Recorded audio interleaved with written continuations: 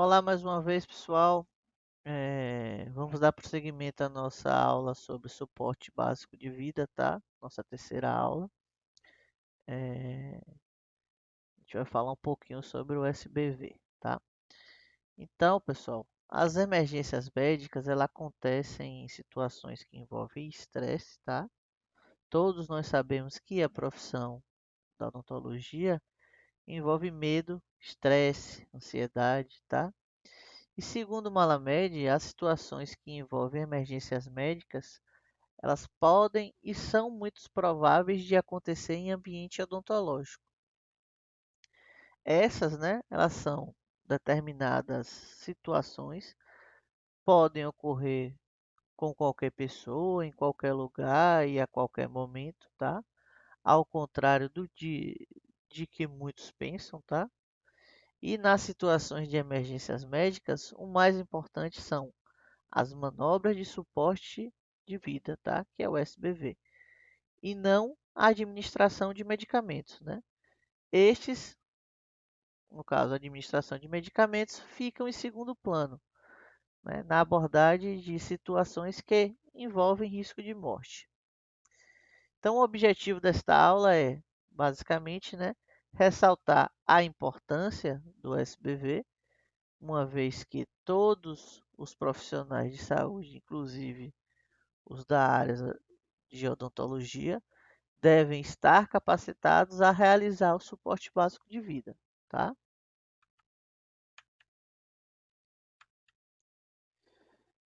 Então, os procedimentos, né, incluem a manutenção das vias aéreas no paciente inconsciente, tá?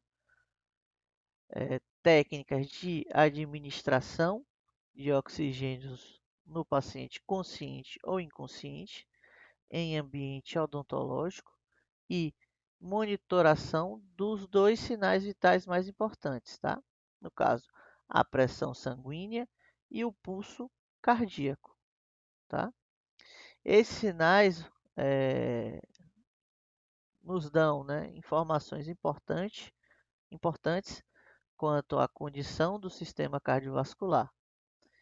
E junto, né, às três procedimentos que consistem no A, B e C, do suporte básico de vida, que é o Airway, que a gente já conversou, né?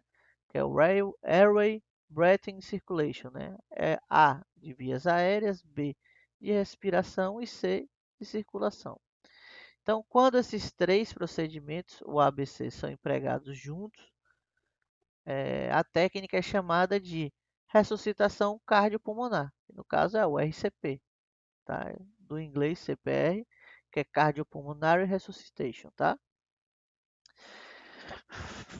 Felizmente, tá? O cirurgião dentista será solicitado a executar o RCP apenas em situações muito raras, tá? Ao longo da vida profissional. Então, é mais provável que o cirurgião dentista enfrente situações que exigirão, né, a implementação desses passos do SBV. Então, devemos deixar claro que a administração de medicamentos, na maioria das situações de emergências médicas, devem ser secundária às manobras de SBV, uma vez que o ABC tenha sido satisfatoriamente estabelecido, tá? Então, o profissional pode dar atenção específica sobre qual ou quais foram as causas que determinaram a situação de emergência médica, tá? E então considerar a administração, né, de fármacos. Joia? Então, a perda de consciência é uma ocorrência relativamente comum em consultório odontológico, tá? Temos situações clássicas em ambiente odontológico, como, por exemplo, o paciente desmaiar logo após a administração do anestésico local, em função do medo, estresse, ansiedade, tá? Independentemente do fator precipitante, tá? A perda da consciência traz ao profissional uma situação com um potencial de risco de morte, né? Demanda cuidados imediatos, tá? E a causa mais comum da perda de consciência em odontologia é a síncope vasovagal, né? Vulgo desmaio, tá? Que é resultado do medo e ansiedade. Então, na maioria das situações de inconsciência, o tratamento inicial essencialmente é o mesmo, tá? A única exceção é a reação anafilática aguda, pois nesses casos específicos a gente tem que entrar com administração de medicação, uma adrenalina, uma epinefrina subcutâneo, tá? Deve ser administrada assim que possível. E é a primeira e mais importante medida que salvará a vida em questão. Joia?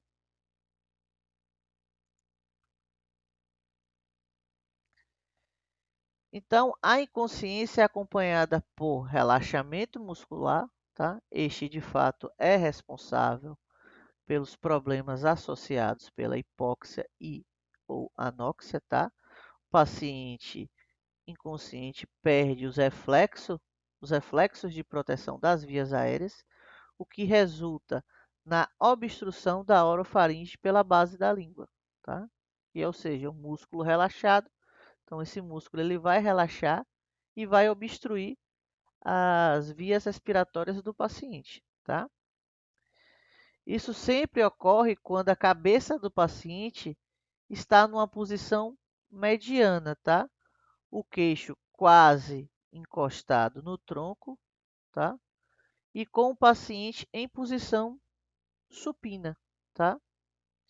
Além do relaxamento muscular, a força gravitacional ela vai empurrar, né, a língua para trás, obstruindo a orofaringe, né? Além do relaxamento de língua, o relaxamento da musculatura faríngea, né? Das tonsilas e das adenoides também resulta nessa obstrução anatômica, como a gente pode visualizar nessa imagem, tá? Então, o paciente perde a habilidade de manter a patência dessas estruturas. Então, a obstrução completa das vias aéreas pode resultar em asfixia, parada, parada cardíaca num período entre 5 a 10 minutos, tá? Já uma obstrução parcial das vias aéreas por meio de mecanismos um pouco mais complexos pode levar ao mesmo resultado, tá? Então, a massa do cérebro do corpo humano é apenas 2% da massa corporal, tá? Porém, ela utiliza aí cerca de 20% do consumo total de oxigênio e 65% do consumo total de glicose. Então, para isso é necessário que 20% do sangue circulante chegue ao cérebro por minuto, tá? É uma conta básica. E em todos os casos de inconsciência, né, o tratamento imediato consiste em reconhecer a obstrução das vias aéreas e iniciar as medidas necessárias para resolver o problema, tá? Uma vez que se mantenha a via aérea patente pela inclinação da cabeça, a elevação do queixo, né, do mento, tá? A gente faz uma tração na mandíbula, tá? Então, o profissional pode, então, proceder com medidas mais definitivas de suporte de vida, tá? Como, por exemplo, a RCP, administração de fármacos, entre outras, tá? E aí a gente tem um estabelecimento de uma via aérea permeável, desobstruída, tá? Que a gente chama de via aérea patente. E é a principal medida a ser tomada em todos os quadros de inconsciência. Tá joia? Então, o paciente inconsciente deve ser posicionado na posição supina, que é uma posição supina, é o paciente virado com a barriga para cima, tá? Na cadeira odontológica. O tórax e a cabeça devem estar em posição horizontal e os pés devem estar ligeiramente elevados. Então, no sentido de fornecer irrigação sanguínea ao sistema nervoso central, né? para evitar a redução do metabolismo cerebral decorrente da falta de oxigênio, tá? E, como eu disse, os pacientes devem estar com ligeira elevação dos pés. Também ajudará o sangue a retornar ao coração, tá? Então, a gente, como pode ver nessa foto, o paciente está deitado, né? Em posição supina, ou seja, de barriga para cima, tá? Com a ligeira elevação dos pés. Na verdade, a gente pode até levar mais esses pés. Interessante se você tiver um calço para botar nessa região, tá? Você também pode fazer. Se sua cadeira descer um pouquinho mais, a gente também pode usar, mas não muito, tá? De forma que a gente deixe esse paciente numa posição com as pernas elevadas, que vai facilitar o retorno sanguíneo para o coração, tá? E aí aumentando a vascularização. Joia?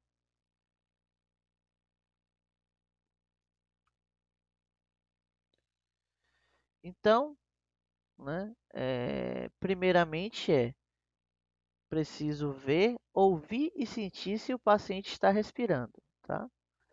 Então, através da inclinação ou extensão posterior da cabeça, tá? Então, a gente pode fazer, ó, um apoio na fronte do paciente, tá? E no momento a gente inclina essa cabeça, né? Para trás do paciente. A gente chama essa manobra de chin lift, tá? Ou head tilt, tá? Então, essa manobra talvez seja a medida mais efetiva para a manutenção das vias, das vias aéreas do paciente, né? Que é a via aérea patente. Então, ela procede-se com a inclinação da cabeça, tá? E o levantamento da mandíbula, aplicando uma mão na testa do paciente, na fronte, tá? É, E a outra na mandíbula, tá? E aí a gente faz fazendo um movimento de rotação da cabeça para trás, tá? Realizando assim a extensão dorsal da cabeça.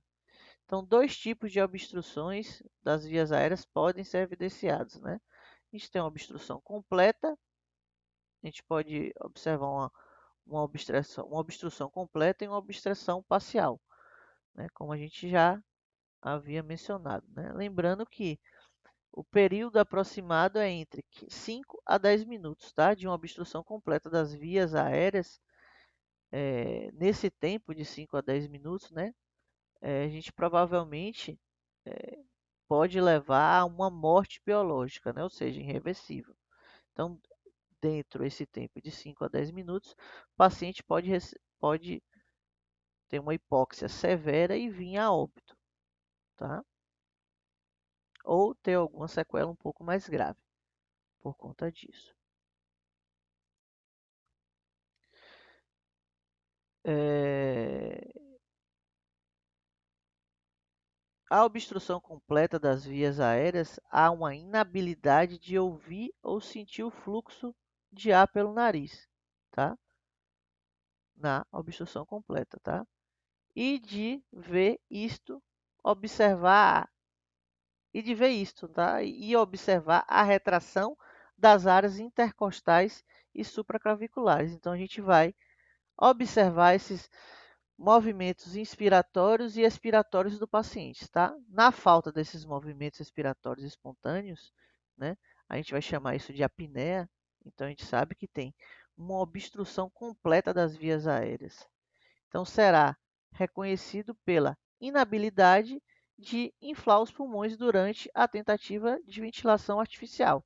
Ou seja, a gente vai tentar ventilar para esse paciente artificialmente, mas a gente vai perceber uma inabilidade dessa expansão torácica desse paciente, tá? Então esse paciente não vai fazer essa expansão torácica, joia?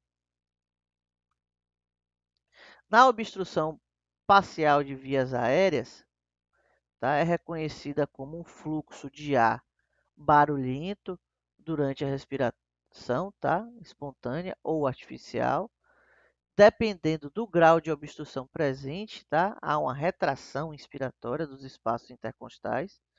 que pode ou não estar presente, tá?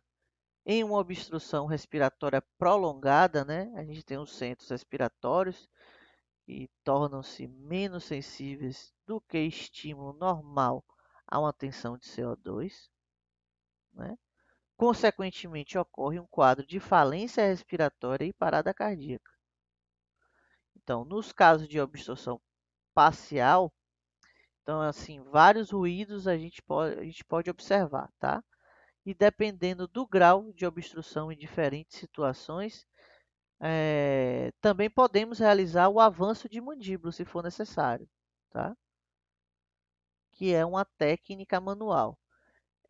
Embora a inclinação ou extensão posterior da cabeça, tá? Com levantamento do queixo, seja uma manobra efetiva no restabelecimento dessa patência das vias aéreas, né? Existem situações em que as vias aéreas ainda permanecem obstruídas. Então, nesses casos, adicionalmente, a gente tem a inclinação da cabeça para trás, devemos realizar o avanço de mandíbula, tá? em, em uma posição ou uma situação de prognatismo. Tá? Então, a gente leva essa mandíbula do paciente para uma situação de prognatismo. Tá? O que faz a base da língua desobstruir completamente da hipofaringe, tá? Uma vez que a língua está aderida à mandíbula. Então, este avanço mandibular para frente desloca a língua junto com a mandíbula, tá? E aí a gente tem um quadrozinho, né? Que a gente pode diagnosticar através desse caldo, desculpa, desse quadro. Então, a gente tem ruído, a causa provável, tá? E o controle. Então, quando se tem um ruído de ronco, né? A causa provável vai ser uma obstrução de hipofaringe pela língua, tá? Então, como é que a gente faz esse controle? A gente faz uma inclinação ou extensão posterior da cabeça com a manobra que a gente chama de head tilt, tá? Para distribuir essas vias aéreas. O ruído, a gente tem o sibilo, né? Uma respiração com dificuldade e ofegante, então você ouve um assovio, então provavelmente é uma obstrução nos brônquios. Então esse paciente é um paciente portador de asma, tá? Provavelmente ele vai estar numa crise asmática e aí a gente pode entrar com a administração de um broncodilatador, como por exemplo o salbutamol ou o albuterol, tá? A gente tem o estridor, né? Que tem a causa provável é um laringoespasmo espacial, né? E aí a gente vai ter o controle através da sucção e administração de oxigênio com uma pressão positiva, né? Pressão positiva é a gente fazendo, por exemplo, essa respiração artificial com ambu. Então a gente está empurrando o ar para essas vias respiratórias, joia?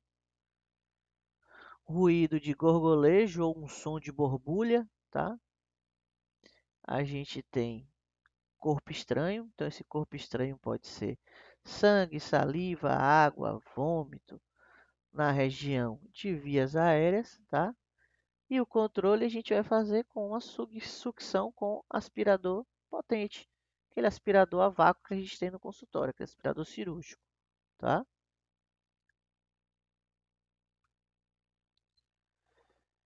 Então, né, a avaliação respiratória e das vias respiratórias, né? Isso a gente chama de patência das vias respiratórias. Posteriormente às manobras de inclinação e extensão dorsal da cabeça, que é o head tilt, e o levantamento do queixo, tá? Que é o chin lift, né? Devemos verificar a patência da via aérea, tá? Isto é, se o paciente está respirando espontaneamente, tá? A vítima pode estar respirando de maneira espontânea, inadequada ou pode não estar respirando, tá? E aí a gente tem ó, a manobra, né? Então, durante essa avaliação, né, O socorrista, né, no caso o cirurgião dentista, deve manter a cabeça da vítima inclinada para trás, tá?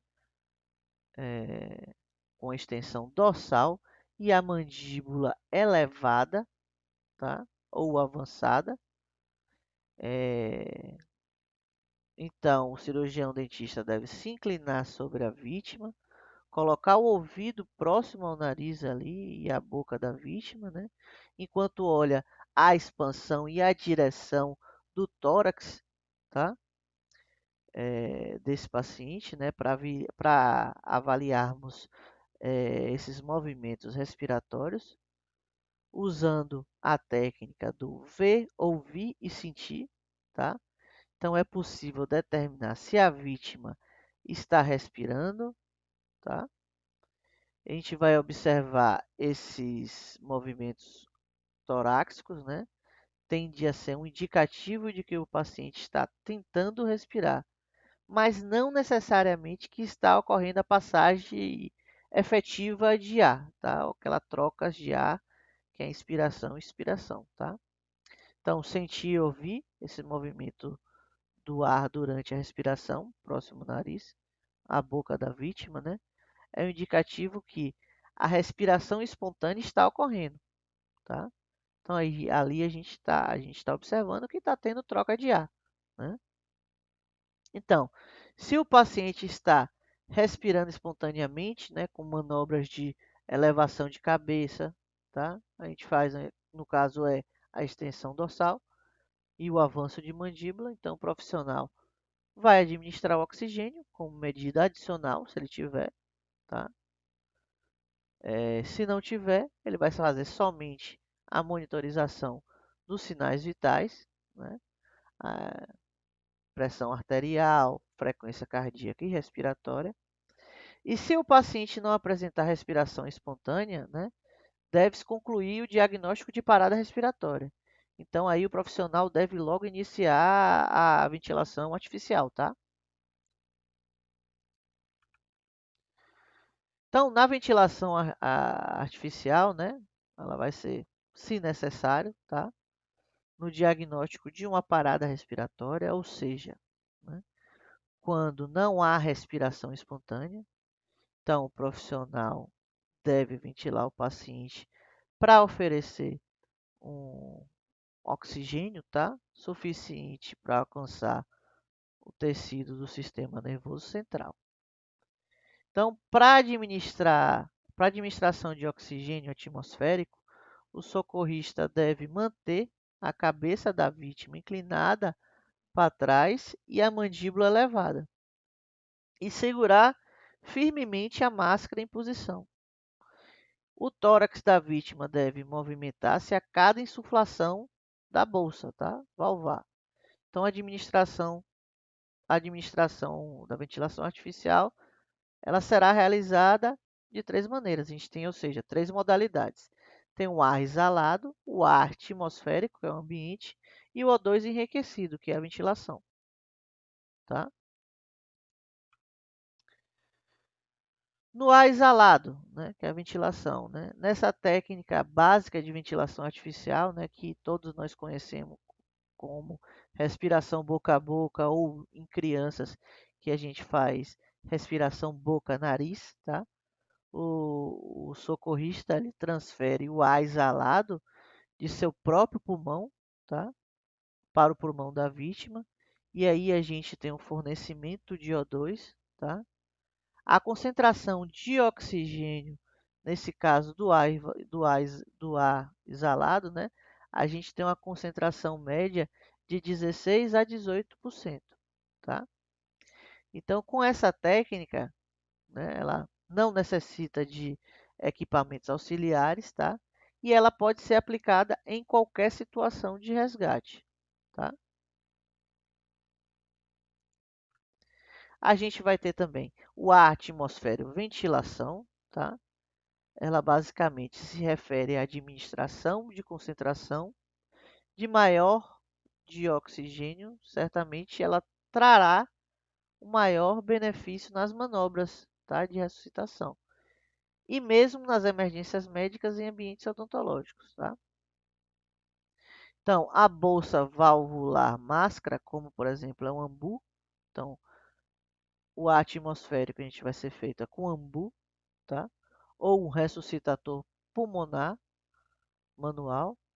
Então apresenta uma certa dificuldade para operar, então a gente tem que ter um pouquinho de treinamento, tá?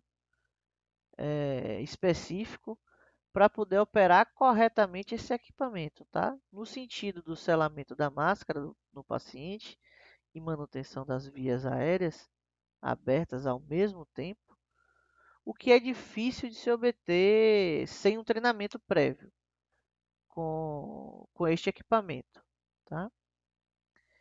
Então, o cirurgião dentista ali deve ter esse equipamento como parte do kit de emergências médicas no seu consultório. Porém, antes de adquirir os equipamentos, ele deve receber treinamento para operá-los corretamente. Tá joia? Então, não é tão fácil de se realizar.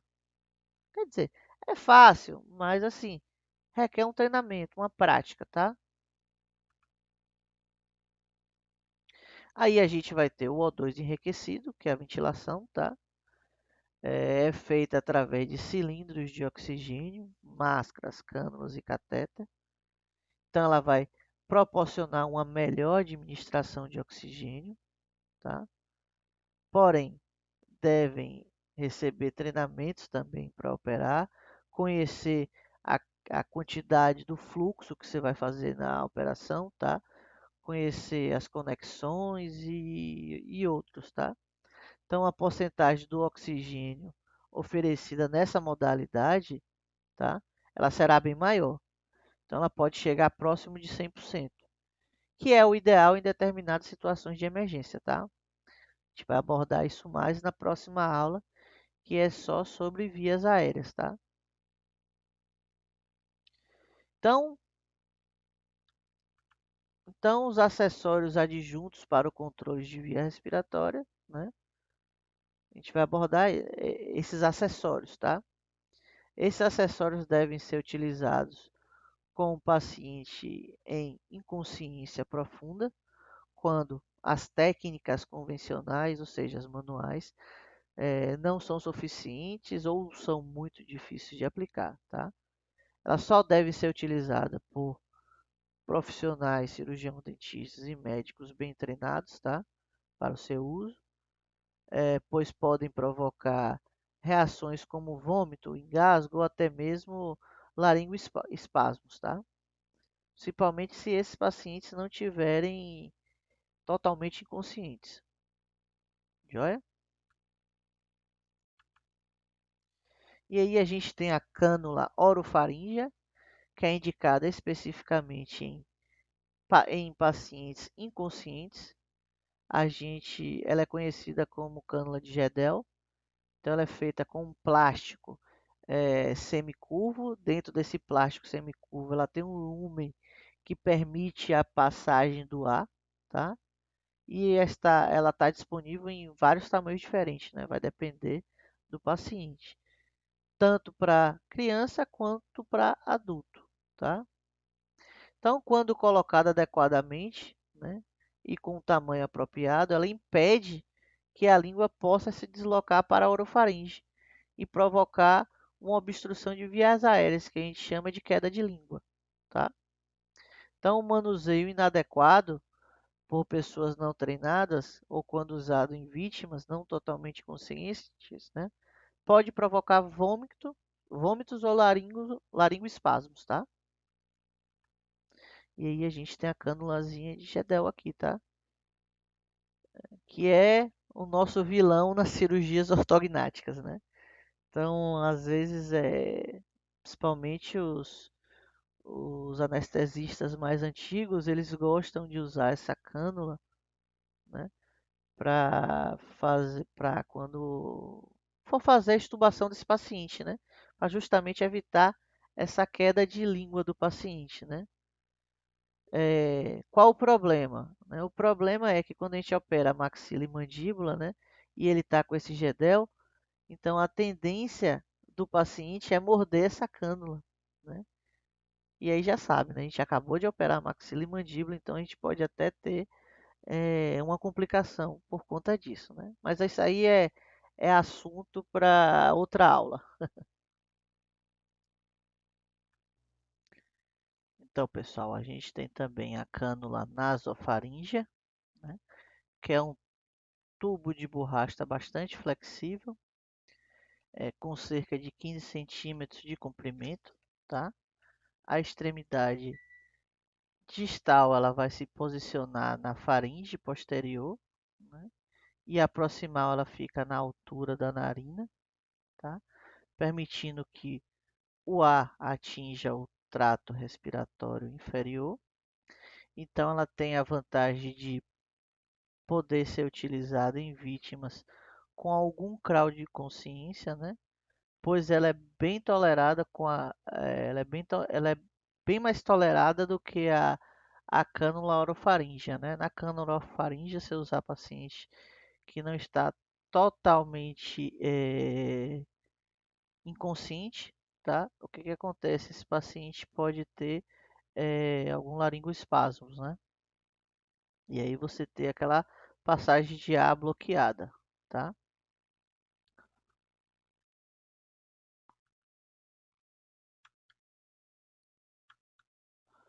Aí a gente tem a cânula, tá vendo? Uma cânula bem flexível que a gente vai inserir através das narinas, tá? É, a gente usa essa intubação, é muito comum a gente usar em cirurgias bucomaxilofaciais, tá? Para fazer a respiração mecânica desse paciente, tá? Que é aquela ventilação artificial.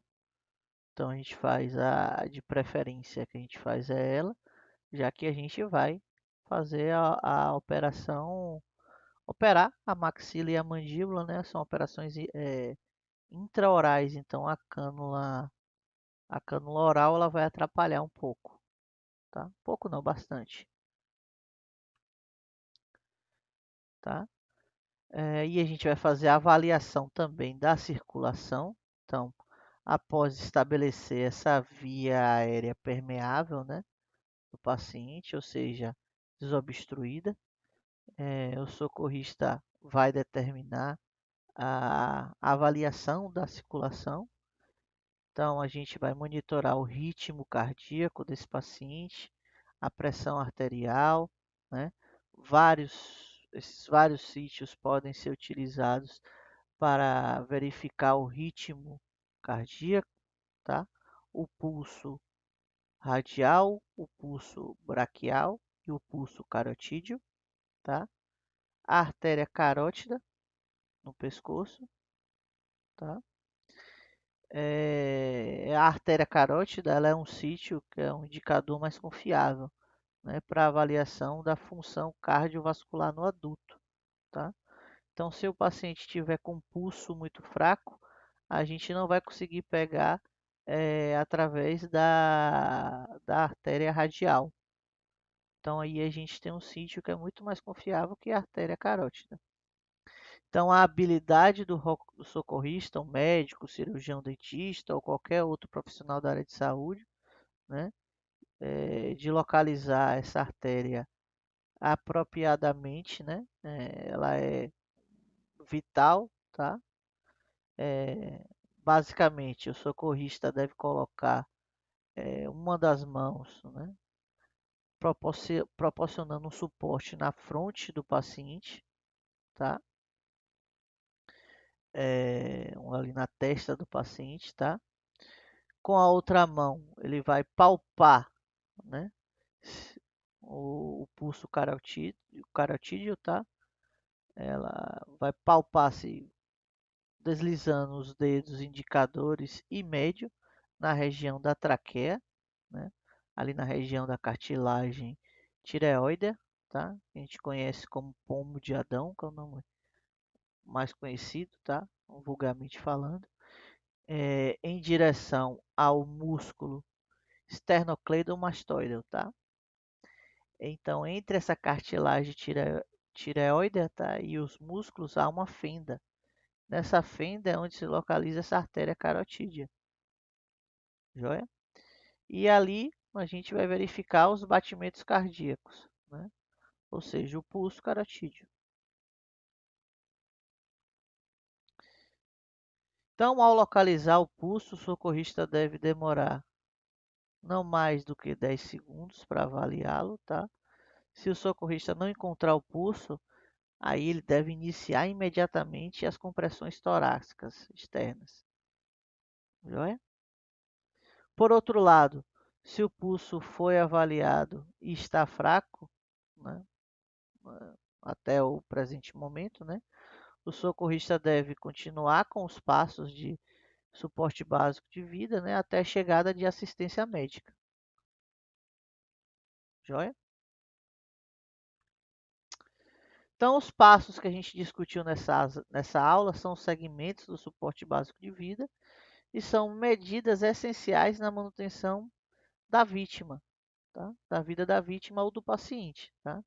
Embora que o circulation, né, a sigla C, né, ela deve ser sempre determinada se não palpação do pulso por 10 segundos.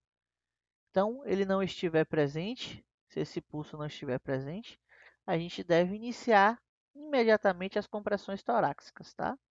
Então, o cirurgião dentista raramente, né, volto a dizer, né, irá aplicar essas manobras de ICP, tá? Mas ao longo de sua vida profissional, né, e outros profissionais de saúde, certamente serão exigidos abordar algum tipo de manobra de suporte básico de vida, tá? Então, as obstruções das vias aéreas do paciente inconsciente, ela resulta do relaxamento muscular, que faz a base da língua obstruir a orofaringe. Por isso, né,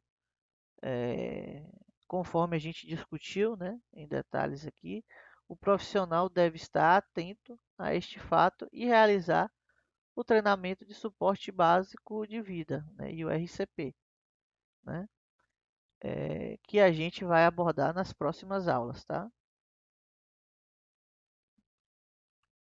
Então, resumindo, a gente vai reconhecer o problema, tá? Se esse problema não responder a estímulos, a gente vai, ou seja, se ali conversando com o paciente, a gente tenta chamar o paciente pelo nome, ele não reage, ou seja, ele não está respondendo a estímulos, tá? A gente vai interromper esse atendimento imediatamente, tá? Ativar o pessoal da emergência, tá? E se disponível no consultório, se tiver disponível no consultório e no ambulatório, tá? Posicionar o paciente em posição supina, pés ligeiramente elevados, tá? Iniciar o processo de ABC, que aí a gente vai acessar a respiração, palpação do pulso carotídeo, tá? Por 10 segundos, tá? Proporcionando uma circulação. Se a gente não encontrar esse pulso carotídeo, então aí a gente vai iniciar as compressões torácicas, tá?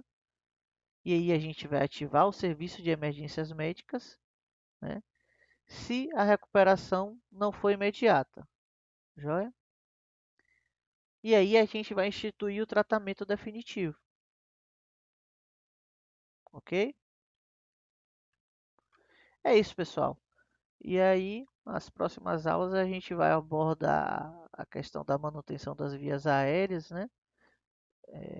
Mais detalhadamente. E na outra aula, a gente começa com o RCP, tá? Em adultos, e a gente vai ter RCP em adultos e RCP em crianças, tá joia?